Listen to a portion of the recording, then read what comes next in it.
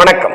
உங்கள் அபிமான அனந்தலை வாழ் ஜோதிடர் வேலாயுதத்தின் நன்றி கலந்த வணக்கத்தை தெரிவிச்சுக்கிறேன். இந்த பதிவு எதுக்காகனா, நடைபெறுகின்ற குருபெயர்ச்சி 2/6/2026 அன்று நடைபெறுகின்ற குருபெயர்ச்சி சிம்ம ராசிக்கு எவ்வாறு இருக்க போகுது, பொறுமையின் நிதானத்தை கடைபிடிப்பது என்பது ரொம்ப முக்கிய தருணமாக இந்த காலம் இருக்குது. ஏன்னா முன்ன 11ஆம் இடத்துல குரு பகவான் இருந்தார், ஸ்தான பலம் பெறத்துக்கு இணையாக பெற்றார். இப்போ 12ஆம் இடத்துக்கு வரார். செல்வங்கள் இருக்கும், நான் இல்லைன்னே சொல்ல. சில பேருக்கு வேலை சார்ந்த விஷயத்துல கொஞ்சம் பிரச்சனை கொடுக்கும்.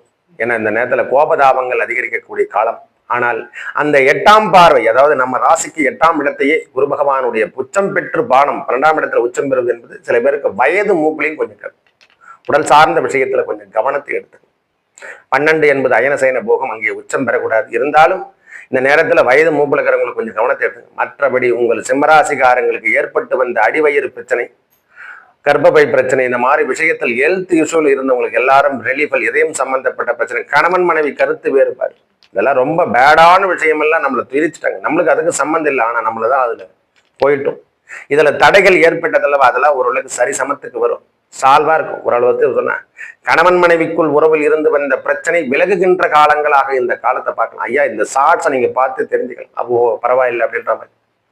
அதே போல அவருடைய நேரடி பார்வை நம்ம ராசிக்கு 4ஆம் இடத்தை பார்க்கும்.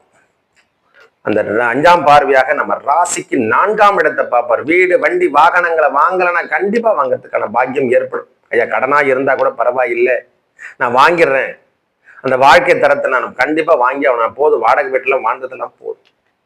ஐயா, வேலையில கடுமையான தாக்கத்தை அனுபவிச்ச சிம்மராசிக்காரங்களை இப்ப கொஞ்சம் ரிலீஃபல் ஆகி சுகம் சார்ந்த விஷயத்தை தேடுவார்.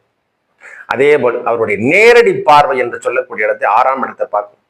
கடன் அமைப்பில் இருந்தவங்களுக்கும் நோய் நொடியில் இருந்த ரொம்ப கடினமான சூழலில் வாழ்ந்துட்டு இருக்கையா, வெளியூர்லாம் போற ஒன்றும் ஒரு சரியான நம்மளுக்கு ஒரு வழிமுறை காட்டுகின்ற அமைப்பை யாருமே காட்ட மாட்டேன்றாங்க.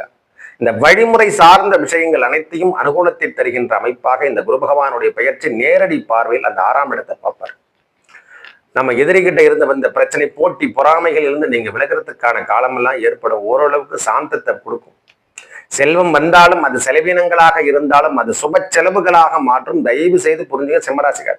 இந்த நேரத்துல செலவினங்களும் ஏற்படும். அது வீடு கட்டுறதுக்கோ, திருமணம், நம்ம குழந்தைகளுக்கு திருமணம் பண்ணுறதோ, இல்ல நமக்கு பிள்ளைகளுக்கு கல்வி சார்ந்த விஷயத்தில் செலவு பண்றது, இந்த மாதிரி விஷயங்களுக்கு கண்டிப்பாக செலவினங்கள் உண்டு. அதுக்கேற்றார்கள் வருமானத்தை 100% தருவார். நல்லவை அனைத்தும் வந்து சேரும். நல்லதே நடக்கும். நன்றி, வணக்கம்.